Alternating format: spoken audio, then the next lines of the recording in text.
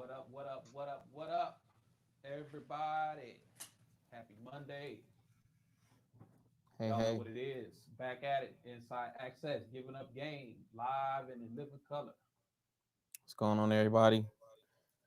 Thanks for tuning in to our second episode of Inside Access. I appreciate all that tuned in on the first episode. Hope we was able to bring some value, drop a few gems, give some insight, create the opportunity for you to think differently, and expand. That's what it's about. So, hope everybody's having a good Monday. How's your Monday going, man? Awesome. All right, Love Monday. Motivation Mondays. Get it revved up. A lot of people be like, thank God it's Friday. I actually look forward to Mondays a lot of times because the weekend, those 2 days off, you got time to think about stuff and you be ready for you be in implementation mode and you want to get stuff done. So Mondays a lot of times for us is a good thing because it's the beginning of the week. Banks are back open. We can do what we do. So Hey, hope everybody's having a good Monday. set the tone. Absolutely. So TGIM. Thank God it's Monday. So just like I said, appreciate everybody. So we want to dive into, I think something is that's very important. We're gonna talk about mindset. Is that good with you? Good with me. So we're gonna talk about mindset, and that process behind the entrepreneurship, and what that has looked like for us individually, collectively, what um, during the pandemic, what it looks like for a lot of people, and kind of where we want to be and a lot of you want to be coming out of this. But it first starts with mindset. Do you agree with me, man? I definitely agree. Mindset. We read a lot of books, and we're into other networks of individuals, discords, mentorships. I think it's real key to be involved in those things to help with the mindset.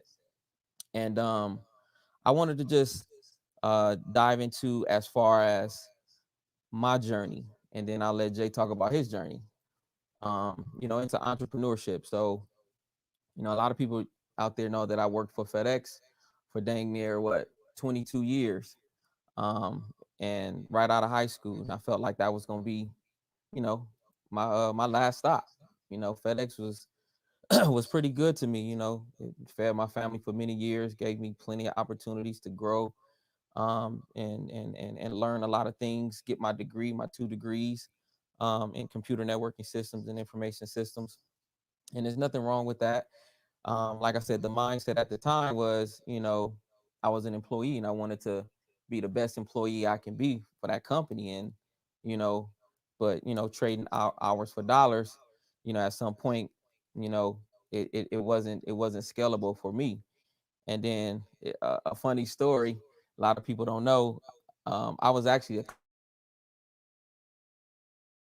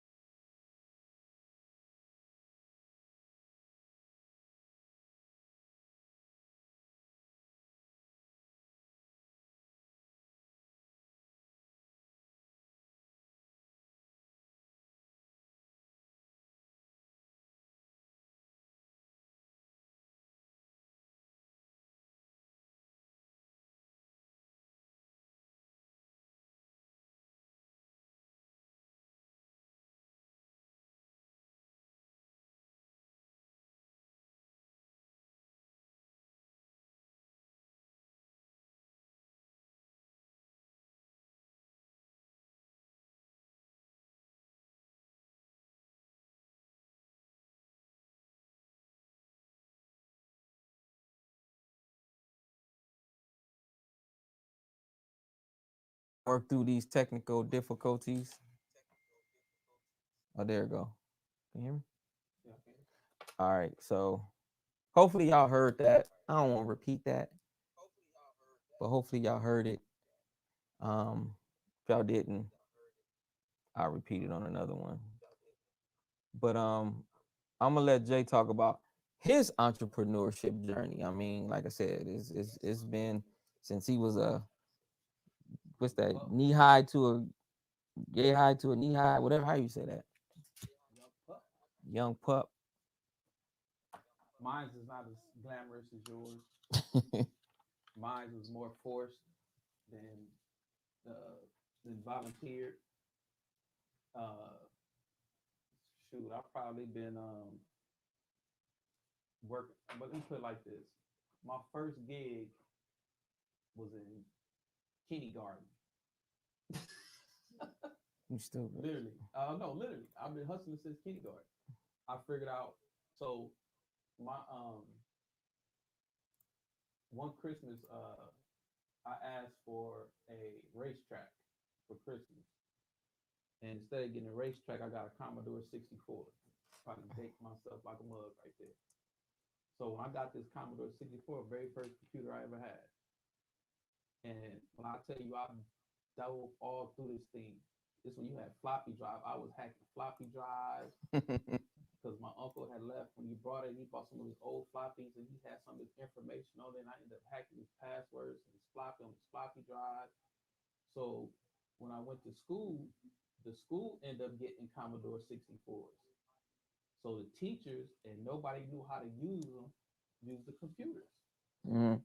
So being that they didn't know how to use the computers, my first gig was Was- operating the computers. That was my first gig. So I used to get out of class. I used to be in the principal's office, hooking a computer, doing a computers, formatting floppy disk and all that. When they didn't know how to do it, teaching Wow, floppies. floppy. So that literally was like my first gig. 1.44 megabytes. All day, all day. Slide the little slide on the side to lock it in so it don't erase. All that. Only write, not erase. They didn't know any of that. So that really was my first gig. It was doing that. And then I think I want to say junior high school, every in the hood, everybody had a little mini market in their hood. It was all mom and pop spots back then. It wasn't no big franchises or nothing like that, like 7-Elevens or none of that. And it was a couple, the Harrises, Mr. and Mrs. Harrison. So every morning we used to stop by there because you had the mini market and then you had the candy house. Oh, don't talk about the candy house. You had the mini market, you had the candy house. Candy house. Somebody neighborhood grandma, somebody always ran the candy house. Candy house. And then the mom and pop had the little mini market. So I used to go to the mini market all the time to play video games, Double Dragon and all that on the arcade games. So I used to be in there so much. One day, Mr. Harris was sick, and Mrs. Harris was running the store by herself, and she went to the Smart and Final to go get a bunch of candy. That's when Smart and Final sold the bulk candy. I don't even know if they still do that though. Yeah, they do. Yeah, so they used to sell the bulk candy and all that. So I went with her. She asked me to come with her and help her because Mr. Harris was out. So I went with her shopping and brought in and helped her stock all the shelves and all that stuff. And when I did it, she was like, "Oh, you did that? All right." And she ended up giving me a job. So in the morning before school, I used to work there in the morning before school and after school, like an hour after school and like an hour and a half before school. Every day. I used to do that every day. And in that process, I started learning how businesses work. That was my first hands-on experience on how businesses work. I got to see, what you buying at, and then, growing up in the hood, it's a bunch of stuff you learn before it's time for you to learn it. So when they came to like money and stuff, my grandma always make me save my money and never spend it on stuff. And if I wanted something that she could make herself, she would make it as opposed to me going to buy it. So what I started noticing was of how profit is made. So when I go over there to get the store from Smart Final, I see what she paid for a box of candy. So, you see her pay, it's 12 bars in the box of candy and she paying, $3-4 for a whole box. And then she coming back selling that candy bar for 50 cents. So she, making 50-60% return on her money. Then you be like, oh, that's what And it is. how old was you then? I was this was junior high going into high school. Okay. This was junior high. So Okay. this was 89. Ooh. Yeah, it's like 89, 88, 89. So that was my first experience, like really understanding how business work and where the profit and the money is made. Mm-hmm. So that was like my first thing. And when I got a hold of that, that was it. I was hooked. That was it right there. I was like, oh, this is how you hustle. Yeah. This is hustling. The street ain't. Like, you can make some fast money in the street, but this is risk free hustling. Yeah. And I'm glad you said that, because I think like nowadays, this era of kids, they don't have those experiences. No. They don't have those, like I like just like you. I remember asking my mother one day. We were living on Lost Flores in a 1 bedroom, 1 bath apartment. And I remember seeing something on TV, and I asked my mother, could it was just me and her, can I have some money? Because I wanted to buy something. And I remember my mother was like, I only got $5. And I was like, what? How you only got like just it was like only $5? And I knew like she had to pay for lights and food. I'm just like, I'm already adding up this stuff. Like don't nothing in here cost $1. Like, but so I remember the next day I ran into the landlord and I was like, can I clean up the apartment? Like I was picking up cigarette butts, trash, paper, and little random things, and he would pay me like change. So, but I think like kids need that experience, a real hustle is. You know what I Yeah, mean? because from that point right there, everything became a hustle to me. Mm-hmm. I mean, literally everything that I looked at, touched, seen, came across Yeah. was a hustle to How me. can I monetize? How can I make How money? can How I can I flip this? everything in school, everything was a hustle at that point. Flipping whatever it is, huh? Whatever it was, everything was a hustle at that point. I go to Sunday school on Sunday. My grandmother make me go to Sunday school, and one of my Sunday school teachers, Mr. Thomas, Holy Missionary Baptist Church. If you ran into that man right now, Joe, old Studebaker, old Studebaker.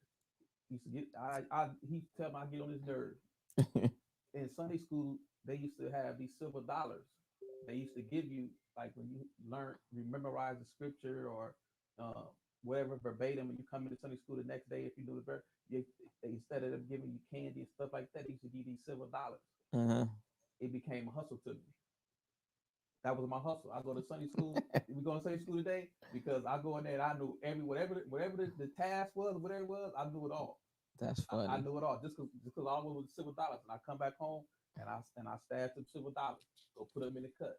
That was a hustle for me. Like, That's funny. I'm telling you, everything that I touched, my grandfather, um, my grandmother used to sew and crochet, and I mean, I tell you, everything was a hustle. My grandfather, he used to hunt do his dogs and all that. So chores became a hustle to me. Most Mm-hmm. people do, most kids are even, I don't know, some parents don't even give kids chores no more. But like chores became a hustle. Anything that came back with a monetary value was a hustle to me. So literally I would learn stuff from my grandfather, how to cut fruit, peel lemons or whatever, and be over somebody else's house. They didn't know how to do it. And I show them, and it's a hustle. What I get Mm-hmm. out of it. What I Yeah. get. I don't do that. I don't do that. You know what I'm saying? Mm-hmm. And those characteristics still follow me today. Like everything I see it different than what most people see it. Mm-hmm. So when in high school, when I got off in the high school in 12th grade, they had a program where you could work half a days. Well, ROP. There was something like I ROP had where ROP. Yeah. they call it school to work. It was like a school to work program. So Ours was regional occupation program. yeah, I think that's probably what it was. It was something similar to that. And uh, so in my senior year, I had more credits. I had enough credits to graduate without even going to school. All my classes like band electives. Like my first couple of classes was all just BS classes because I had already had all the credits to graduate. Mm-hmm. So we was in it came up and all you had to do was had the grades and to do it and I already had my credits. I jumped on top of it. Oh, I can come to school and get paid? Okay, bet. Yeah. So bam, I sign up. It was probably about five of us that used to go every day. Bus come get us. Boom, we go to work, and we was working at Rockwell, which is equivalent to like Lockheed or any of them. So bam, I go there Same thing there. I'm learning it, and one of my tasks was to schedule. I used to go on them tours where you go field trips, where you go to like those places you get to get on the space shuttle, and them school field trips for the kids. Mm-hmm. I used to coordinate those field trips. So in coordinating those field trips, I was like, okay, boom, I'm picking this all up. All right, I got it. Bam, I'm off to the races with it. Get out of high school, graduate. I get it. They offer me the full time job. Boom. For Rockwell. Yeah, for Rockwell. Okay. So I'm like, all right, cool. Right out of school, all right, bet. No bet. It was back then. It was like this was 93. Mm-hmm. I was like 15 an hour in 93. That's equivalent to like 25 a day. Yeah. So I'm like, all right, cool. I'm all in. Boom. I wasn't there a year. It was up for a promotion. And I came in one day and they had gave everybody pink slips. I mean, these is people that I had got close with that's been there. Like these people have like the lady that I trained under had been there like 30 years. Mm-hmm. Her husband worked there. He'd been there like 35 years or something like that. He met her. They met each other on the job. And these people was literally just I mean, when I say demeaned, I mean demeaned. They basically told them, I mean, some of them were close to retirement, like getting full pension, Getting pink slips. getting pink slips. And basically was like, some of them didn't even have an option. A few that had, specific, some specific skill sets, told them they could stay home, but they had to like commute all the way to like Lancaster Mm-hmm. from Lakewood. Yeah, that's the drive. Man, so and that's before the freeways, all that was all the way full developed. The 105 and Any of that, you know what I'm saying? So that when I saw that, I was like, oh, that will never be me. That was my wake up call right then and there. I was like, that would never be me. And I started doing. I was already like I said, I already had been in the computer, so then I started doing graphic design stuff, and like I said, I was hacking. I had learned how to get software for free. yeah, I remember you turned me on to that one site where Yeah, you could like download I had figured out how to get software for software free. and just burn it. So I know about burning CDs. Yeah, burning I don't know nothing CDs, about that. burning all that, because you know, when it, like if you was going into graphic design during that time, like Photoshop at that time was like $3,000-$4,000 Yeah, for the for a license. license. Mm-hmm. Ain't nobody in hood had no $3,000-$4,000 to be buying no Photoshop to help you to inspire your dreams to be a graphic So designer. what was the hack? It was like $49 or something. What The to get free software No, or the hack? back then it was free. But Oh, then as time progressed, certain sites had it where you could just buy the license. It was mm-hmm. $25, $50 or whatever the case. But originally, you just had to know how to get onto the web a certain way and go to certain sites, and you could download it all for free. And you had to know which ones were credible, because if you went to the wrong ones, you fuck around and get some shit that had a virus on it or something like that. But that became my hustle for a minute. That's how I bought me. That's how I bought me a new computer. That's all Mm-hmm. I do. I started busting. I started going up to my boys used to. They was at Cal State Northridge at the time. Then I had another cat that he was down in San Diego, and I used to go on college campus like I went there. I Selling go over there, software. sit in their classrooms, and I go find who had the AutoCAD class, because the AutoCAD was another very expensive software. Provide a service. Provide a service, Supply and demand. man. Needs based business. And I'm telling you, man, like Mm-hmm.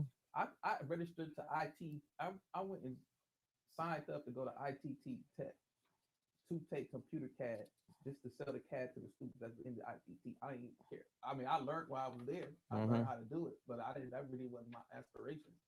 But I was at ITT just for that.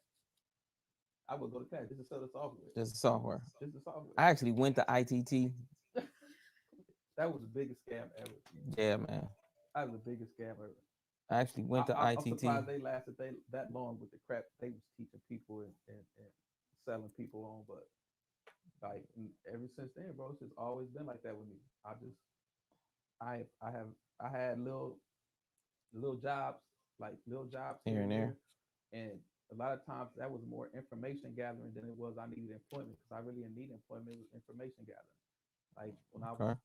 I went and got jobs um, delivering packages, because I wanted to see how the intricacies of that business work and how they got their contracts, and what they was charging to do deliveries and stuff like that. So I went in as a dispatcher and a truck broker. I did all those things just to see how it worked internally. And then once I figured out how it worked internally, man, I would often do my own thing. Mhm. We And gonna. that's I don't like. You got a lot more to his story. A whole lot more. oh Like that that's a whole nother that's a whole nother episode. that's a whole But I episode just, by itself. wanted us to give a little brief overview of kind of how we kind of arrived here.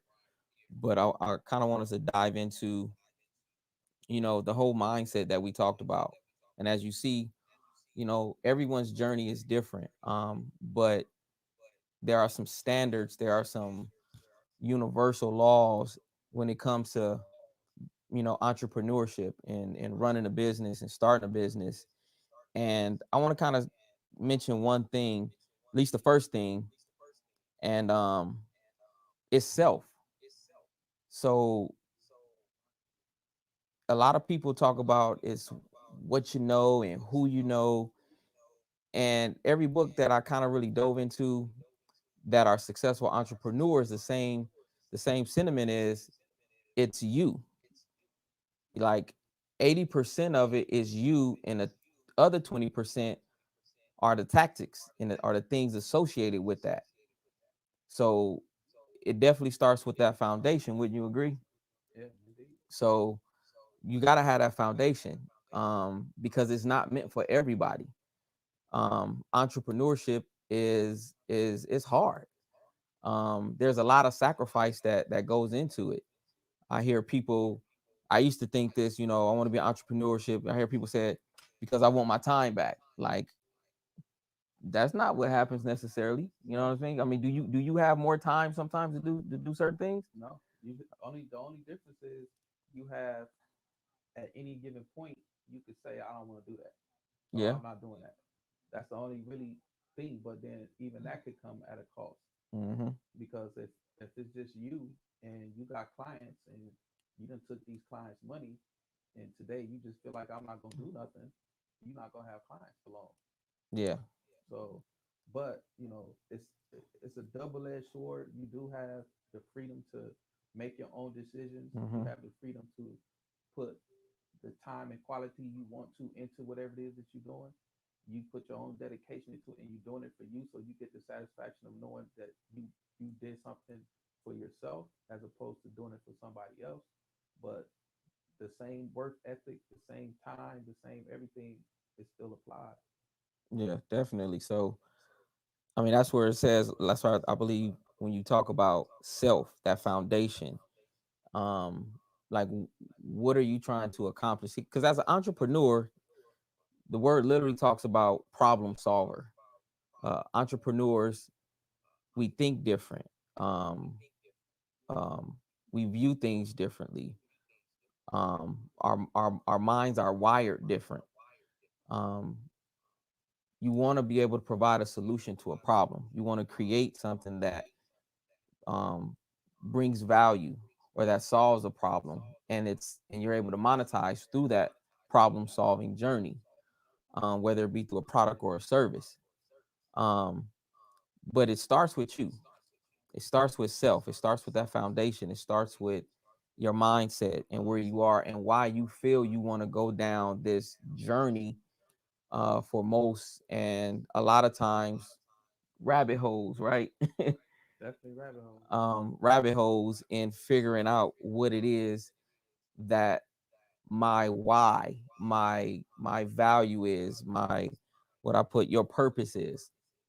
And so, for me, a lot of times, and even for Jay, entrepreneurship can be, it can be very bipolar.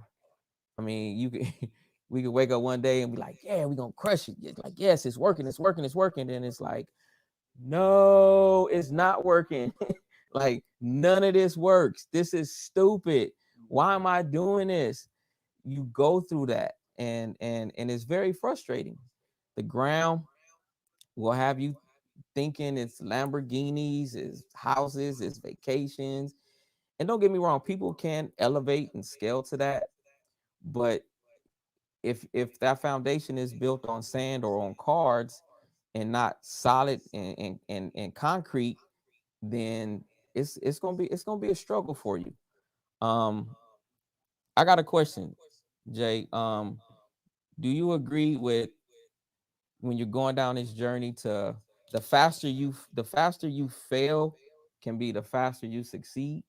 Indeed. Like I don't believe that I'm not a believer in failing in business because let's say you start today and you say, okay, my goal is to own a hair salon, and you start doing hair today, and then you get a year in and you still don't have a hair salon, you don't really have that many more customers, and you get frustrated because it's not generating enough money for you to actually live. Mm-hmm. And you say, all right, I'm going to pay booth rent at somebody else's salon and just milk off their customers. Mm-hmm. Well, you didn't fail because the initiative that you took to start and the time, energy, and effort you put in there to the point where you stopped at, you learned something in that process that you can come back and add to or finesse or fix to get you back to where you originally wanted to go. So it's a paid experience, so to Mm-hmm. say. So it's like almost like going to school. Like when you first go to college or whatever, you don't know what the curriculum's gonna be. You don't know. You just know at the end you're supposed to get a degree, Mm-hmm. and it's supposed to, and whatever you taking, you're supposed to learn the specialties that go into whatever that degree is you're going after. But if you drop out midway or whatever the case, you still learned something. Did you get your max dollars of what your end goal was? No, but you learned something. So that's why I don't believe that you necessarily failed. I believe Okay. whatever it is, you still gonna learn something. You didn't do it all for nothing. Okay. Okay. I mean, I agree with that too. I think we need to. I was reading a book by Anik Segal, and he was talking about we need to have a healthy relationship with failure, and that can mean different to different people. Meaning, how were we in our early ages exposed to certain things? Like he talks about, for example, like between the age of like 10 and 12 is where we pick up a lot of our habits, where we pick up how money is introduced, how we view money, Mm-hmm. how we view religion, spirituality, how we Mm-hmm. view health. A lot of those things, and we learn a lot of good and a lot of bad habits at around that age psychologically, and that a lot of times can dictate how you operate as an adult. So like if your introduction to money was always a negative connotation, guess how it might be as you get older. A lot of times you'll grow up in a household where money was viewed as scarcity, or turn them lights off, I'm tired of paying them bills, or you hear these things, or I ain't got no money for that, and you hear a lot of that stuff, Right. and subconsciously it gets programmed into you. And then when you become an adult, your relationship with money is a reflection of how you were introduced to it. I Yeah. mean, or even credit, or how we handle things, how we saw our parents handle things. Yeah. It's And conditioning. yeah, it's conditioned. It's involuntary conditioning at that. Because like in my you know as I aged, I when I started looking at things different and start coming back to you know being accountable for self, right? Mm-hmm. And you sit back and you because it's a lot of things like you said when you're growing up that get imposed onto you that you didn't have no choice of those things being told or forced Mm-hmm. or pushed you in a certain direction that your parents wanted you to go or your parents wanted you to be, so you never really get the chance to be or try to be whoever you really are until you shake all that off. So everything that, like you said, religion, school, your political party, all those things come from your parents pushing them onto you. You never really had a choice to say, well, let me research if I want to be a Democrat or a Republican. Let Mm-hmm. me see what each one of these is about. Or you just always was told one sided, or you was told that this was one thing and this is not that thing. Yeah. You never really made you never really had the choice to do that. Mm-hmm. So like when you sit back as I got older and you sit back and you reflect and you recognize those things, life's perspective changes Yeah. because now have the capacity to make your own decisions, and you're not living a decision that was forced upon you no more. And I think a lot of people fail in that space. Like it's a lot of trauma, psychological trauma that gets, buried inside of you or buried on top of you as you're growing up, depending on where you live at. I know, especially, like in the hood where, like most of my friends, the people I grew up with, like it's a lot of psychological damage and trauma that go on that you take it on the chin because you felt like that's how you had to, or that was a part of you making it through that Mm-hmm. time and era or whatever that was. Yeah. I mean, like growing up in Compton, like you learn how to survive before you learn how to do anything else.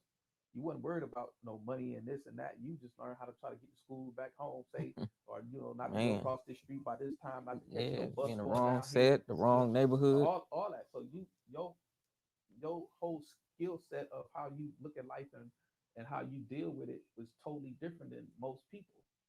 But now when you get older and you start getting out into the world and you start going places, you start meeting other individuals and you start having interaction with people, at some point you have to go back and reflect yourself. You have to go back to self and be like, oh, okay. Like I give you a perfect example. Like my parents were drug addicts.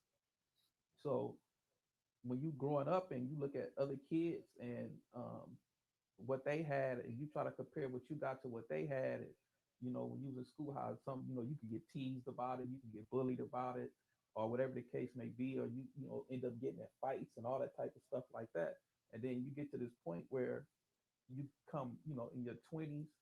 I would say most people in their 20s, when they get out here and they really start having to live their own life and pay their own bills, Mm-hmm. you get to that point where you start blaming. You start pointing blame at people. You'd be like, oh, if, you blame first person, you usually point blame at is your parents. Yeah. You carry that anger, you carry that, disdain for your parents on the mistakes they did. But at the end of the day, who to say you wouldn't make those same decisions if you was in that same, in that same situation or went through the same thing they think. Mm-hmm. So it's not about them. If you done made it this far, you're not on drugs, so why would you be mad of what they did? Like a lot of people don't never come to that reality and process that trauma and let it go or heal from it. They carried on and then they end up being in their relationships. When they get in, relationships with another woman or dude or Mm-hmm. get married or whatever, you don't even know that you carrying that anger or that trauma, and then it resurface in your relationship.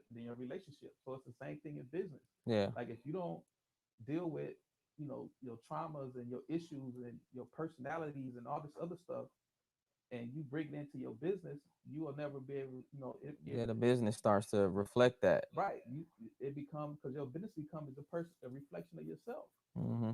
You know what I'm saying? Like you could have a customer and that customer could say something to you, whatever that flashback to something you went through, and now you snapping at that customer, or you feel some type of way about that customer, and now you lost that customer, and they had nothing to do with what the customer meant, the purpose of it, and nothing else. So Yeah. it's a lot of it's just a lot of self work that I think us as a people need to work on because it just helps in the long run. I mean that brings me to this. Like, so you talked about, you know, dealing with how we programmed. Um, and I thought about like a toddler, and a toddler operates from a level of curiosity. Like Mm-hmm. they're always curious. Like you'll never see a toddler um until after they keep trying. But if a toddler falls down, they don't approach trying to walk as if they don't know that they don't know how to walk. They just see that they need to get up and they want to go.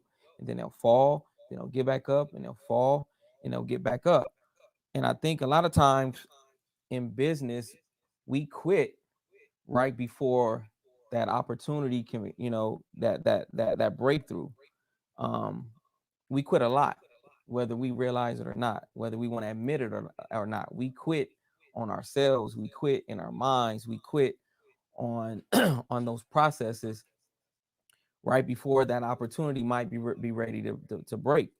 And so, I mean, I'm glad you talked about that because it deals with like how we're programmed. And I know I know you're gonna remember talking about the RAS with hold on, with, with Dana Wilder. And that RAS is that random, that reticular activating system. So there's a lady called Dana Wilder. She has a podcast, and she deals with brain training, and me and Jay listen to her faithfully. And she really, it's crazy how a lot of times we'll be talking about something, and then we'll go listen to her podcast, and we be like, bruh, you need to go listen to the episode. We was just talking about this. Man, It's like she was like multiple times. just in our all up in our Kool-Aid, but she's a brain trainer, and she talks about the power of self-talk and self-encouragement, and a lot, not even just in entrepreneurship, but just in life. You got to be able to you got to be able to talk to yourself. You got to be, because let me ask you something. Who do you talk to the most throughout the day? Me. Yourself. He talked to him more than anybody. I talk to me more than anybody. So we need to be, shouldn't we be more cognitive of who or what we're saying to ourselves if we talk to ourselves the most? A lot of times we could be super self-critical, we can be self-sabotaging, we can go through what's that, imposter syndrome, not realizing what we've done or what we deserve based on our body of work or our own value.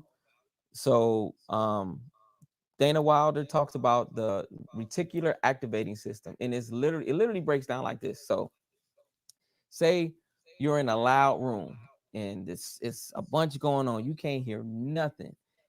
Jay next to me talking, and I'm like, I can't hear you, bro. Like, it's just so much noise, so much noise. But the other homie is across the room, and he yells out Mark, and I'm like, somebody called my name. But I heard that through all this other noise. And the reason is I heard what's important to me. Myself, my name is important to me. So my reticular activating system is literally what you program to hear or to focus on in the midst of the white noise, in the midst of the chaos. So I say that to say that I took some notes that the RAS can be recoded through self-talk, through motivation talk, through self-awareness, through affirmations. Like, if you guys don't do affirmations, you might want to start getting up, do your affirmations, tell yourself this is going to be a great day. Tell yourself you're going to be successful. Tell yourself you can handle this. Tell yourself you are a producer. Tell yourself you are wealthy. You'll speak life into yourself. The Bible talks about, the power of death and life is in the power of the tongue.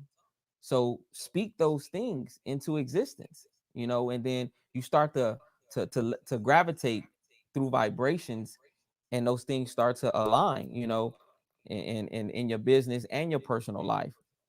But as far as the RAS, that mindset is super important. I'm still learning how to take my conscious mind to reprogram my subconscious mind. So you take your conscious mind and you want to reprogram the subconscious, all the negative stuff. When you agree, the negative stuff, you like you talked about, the childhood, the trauma, all the Mhm. stuff Jay was talking about. We don't deal with a lot of that. We don't, you know, us black folks, we so charismatic with our spirituality. Sometimes we just think, we could pray about it. We could just, somebody lay some hands on you. No, you actually might need to go sit down and talk to somebody. Like, really dig deep dive into the psychological hurt or whatever it is you're dealing with.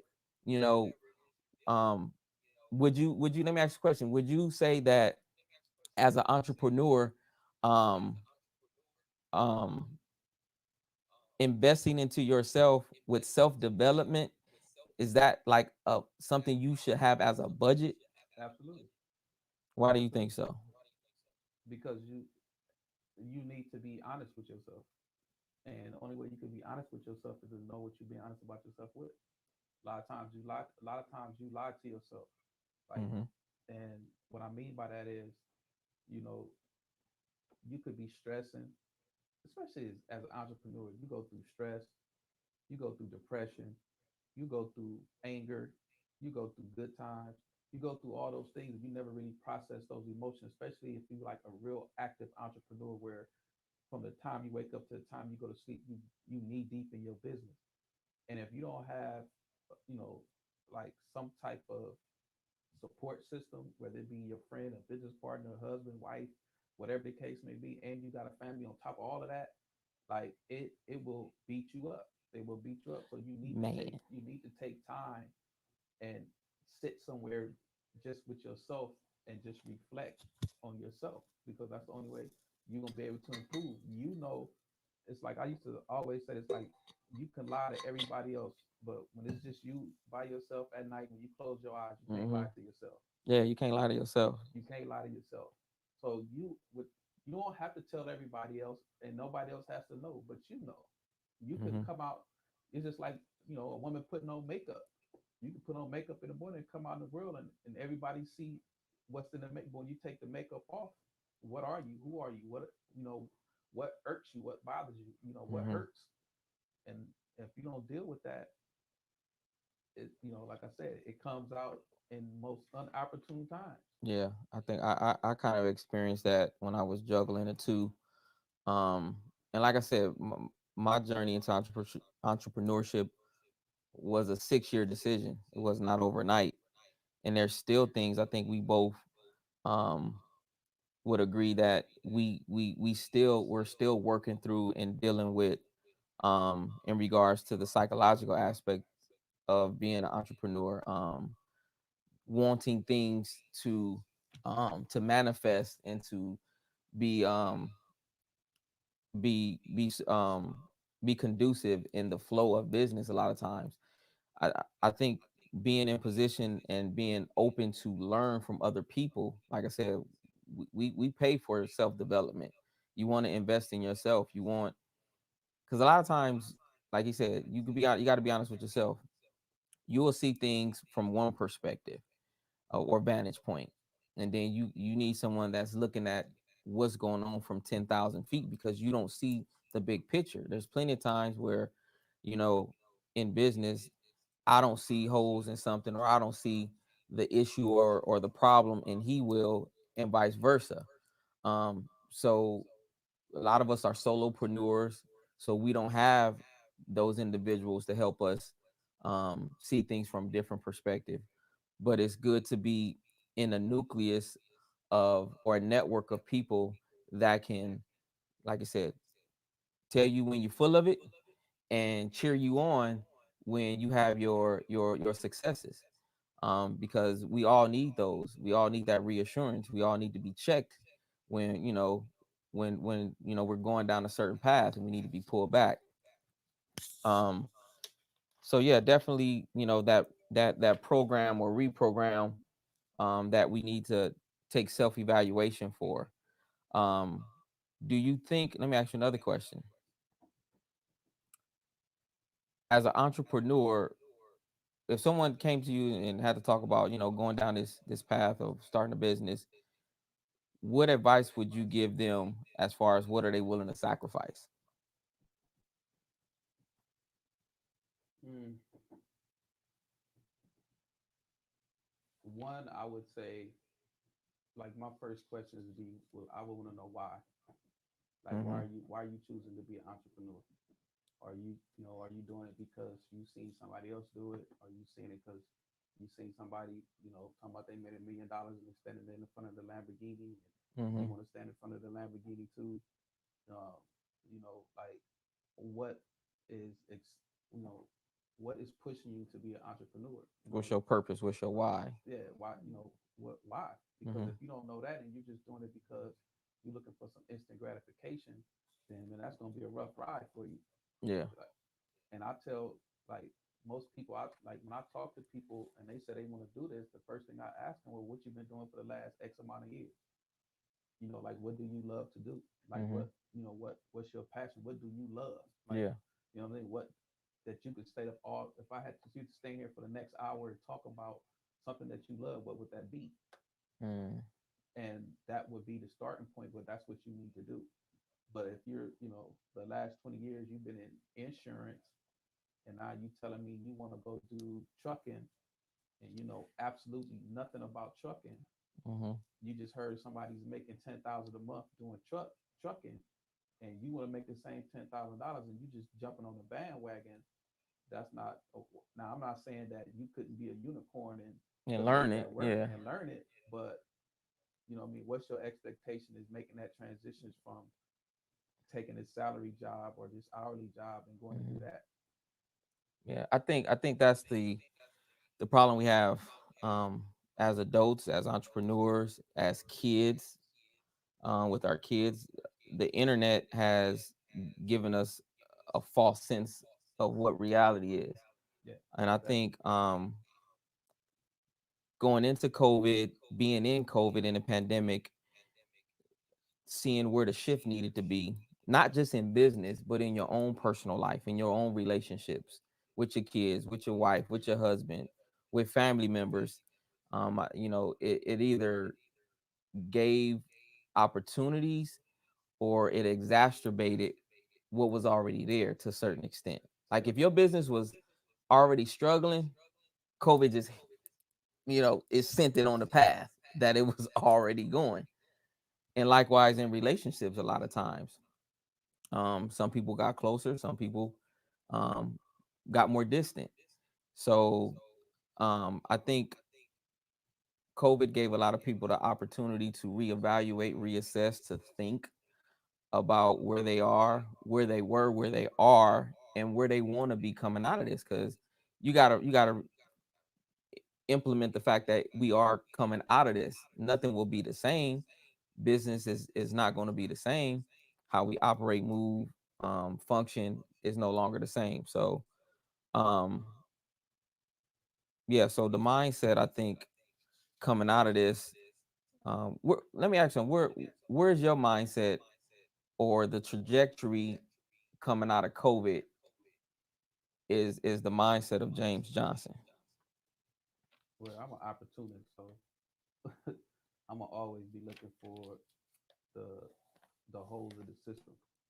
So my mindset is one when it went into place, but then like I said from the beginning, I've been in this so long till like my mind worked different. So as soon as COVID hit and I went on lockdown, I immediately started writing ebooks and um, Mm-hmm. you know, going down that path of going down that path. Like so I already had an audible in place and I've been doing it so long till and I keep, a broad brush of what's going on in entrepreneurship, what's the new thing, where it's going, and all that. So I'm always ahead of the curve, so to say.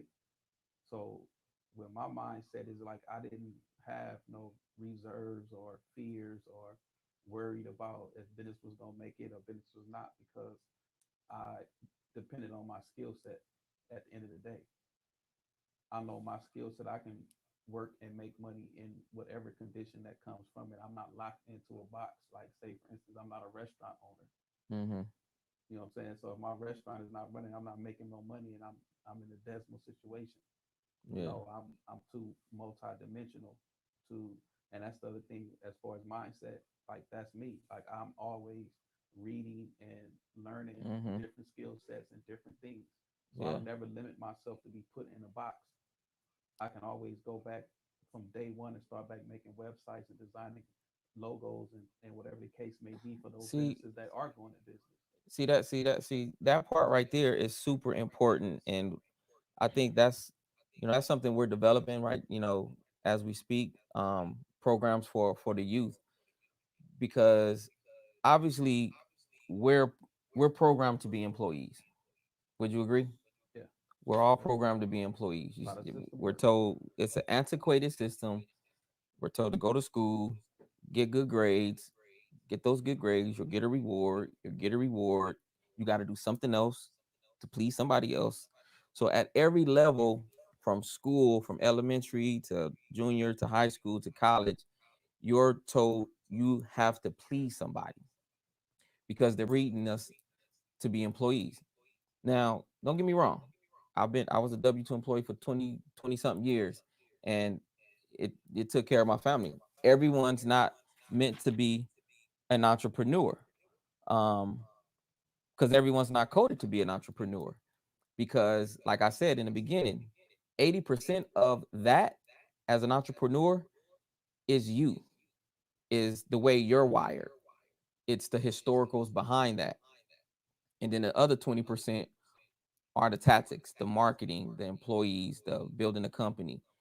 Like a true entrepreneur, you can take him or her out of that specific area or field and have them pivot into something else, a complete separate industry.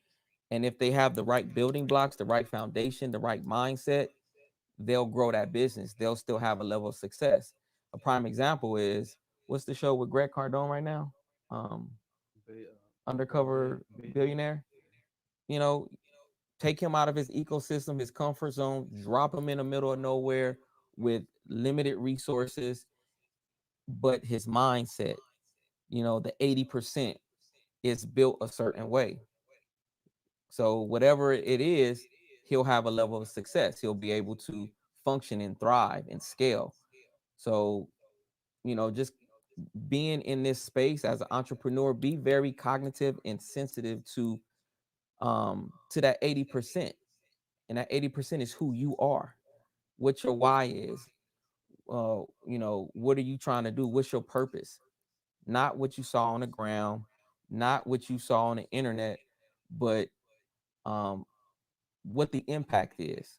We truly believe in our businesses, Access Capital, Bag 52, Riverside County Acquisition, Ecom Investments, and everything. We try to bring value. We try to find out how our intellect can create that impact, which can create income. So when you figure out what your why is and why you're in this lane and the product or the service or whatever that might be, how you can be impactful. Would you agree that being impactful will convert into income, and people will draw near you and want to pay for that service or pay for that product? Absolutely. Not chasing money, because if you're chasing money, that means money's running from you. So, like I And said, this a greater episode, it's a greater satisfaction in yeah. So this episode, we just wanted to dive into a little bit of our background, where we came from, our journey, our path to success. And success is different from everybody. Would you agree? it. Yeah, I no doubt. mean, And I was just gonna say that, like, don't if you want to start a business and you want to be an entrepreneur, don't let that term of and how people perceive that term to equate that to millions of dollars or billions of dollars or TV and Instagram famous and mhm, influencer famous and all that stuff. If you're at home and you cook real good and you just made plates at home and sold plates in your neighborhood and it put an extra $1,000 a month in your pocket, then that's cool. That's okay. mhm, It's not about it's not it's if you love cooking and that's what you do, and in the mix of that you make money doing that what you love, there's nothing wrong with that. And don't let nobody demean you to believe in that that's not what it is. And if your goal is to get to a, um, a food truck, you don't have to start from day one trying to get a food truck. You can start at home making plates, sell your plates, stack your money, learn the routine, get comfortable, see how it flow, and then you can move on to a truck or a restaurant or whatever the case may be. There is no there is no set formula on what entrepreneurship look like. There is no map to it. It's people out here that sell stuff just on Etsy and makes extra 10,000 fine. They good with that. bring me from backstage. Huh? I think I'm backstage. It fell off. You you not oh let me see. Which one you on? Oh. Sorry, folks. There we go. But don't let nobody Dictate to you what uh, entrepreneurship look what like. It's entrepreneurship about what look you like. love, It's passion, about what you love. what it is that you do. I don't care if you're making cupcakes. I don't care if you're cutting grass. I don't care what it is. I don't care if you're babysitting. It does not matter. If you're happy with it and it serves its purpose for what you do Hmm. and you good with it, man, that's all entrepreneurship is, man. It has nothing to do with. how much money you make, how many likes you got on Instagram, and none of that. Zero. Because most people, it's a gang of entrepreneurs in this world. Believe me when I tell you. And you don't know all of them. And some of them do some of the most profound things that you never even know they do. Absolutely. So um, I think we could end it off of that note. Um, so we definitely, like I said, wanted to try to bring value to you guys in regards to the mindset or a mindset that you should have in this process. Um, Oh man, I said we was gonna tag tap on scared money. oh, well, Gotta give him a gem before we go. Even though we just gave him a boatload of gems. what you want to drop on them? All right, let's talk about scared money right quick. A lot of people you hear that term, uh, scared money don't make no money. Well, that's not the money I'm talking about. I'm talking about scared money. And scared money is this: when when you come in to apply, because we see a lot of people come in there for funding and everything else. When you come in and you starting off in your entrepreneurship and you're trying to raise capital, seed capital to start your business, or you're already in business and you're trying to get more capital, and we we tend to, and it kind of taps into what you said earlier about mindset and how people relationship with money is, and how was your first relationship with money was. Hmm. Because uh, when you're going to fill out a credit application, a lot of people talk these big numbers. Oh, I need 100,000. I need 250,000 because they see it all over the internet and they see all these other people talking about it. You see it posting an ad. Oh, 200, you get 500 million and this, that. Listen to me. Listen to me. Listen to me. If everybody could get $500 million, man, it would be a whole different world. It would be a whole different. It's that's Or not even reality. 500,000. Yeah, I mean 500. I said five hundred Yeah, thousand. say I said 500 500 million. million. I Like, mean 500,000. If everybody that went into a bank and get 500,000 just off a credit score, man, you know how it'd be a whole different economy, a whole different world. It doesn't work like that. So first off, you need to learn what to do with money when you get money. Most people that's in business probably have never even had $100,000. People that starting off in entrepreneurship, majority of them, and I would say 90% haven't even had 100,000 to either start a business with, manage 100,000, or anything close to it. So when I say scared money, these same people that will talk about 200,000, 100,000, 150,000, when they come in to get funding and you fill out an application and you get to the line to say how much are you worth or your net worth or how much you looking for, you never write down 100. You never write 150,000. hmm You never write 250,000. Why? Because that's scared money. You scared to write that number, and the reason you scared to write that number because you think that's a whole lot of money. Because why? Because you never had that type of money before. So let's try to stay within the realm of reality. Now, if you come in and you got assets, you got a home, you got stock portfolio, you got a 750 credit score, now we talking different. But if you come into the table with a 660 car note with late pays on it, maxed out credit card, and all this, and we can go down the line, closed medical bill collections, and all of this stuff, and you got a corporation now, and you think that you're gonna get 250,000, you're not, and yeah. you know that you're not, because when somebody asks you what's how much your company make, 9 out of 10 people will tell you they took a loss. They don't even tell you they was profitable because scared money. So what's the gem out of that? Reality.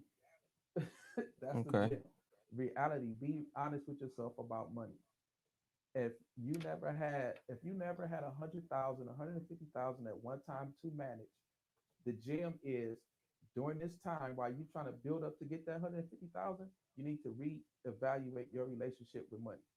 Because if you don't know how to manage 150,000 now that you are previously had to manage, you're not going to be able to manage it when you get it.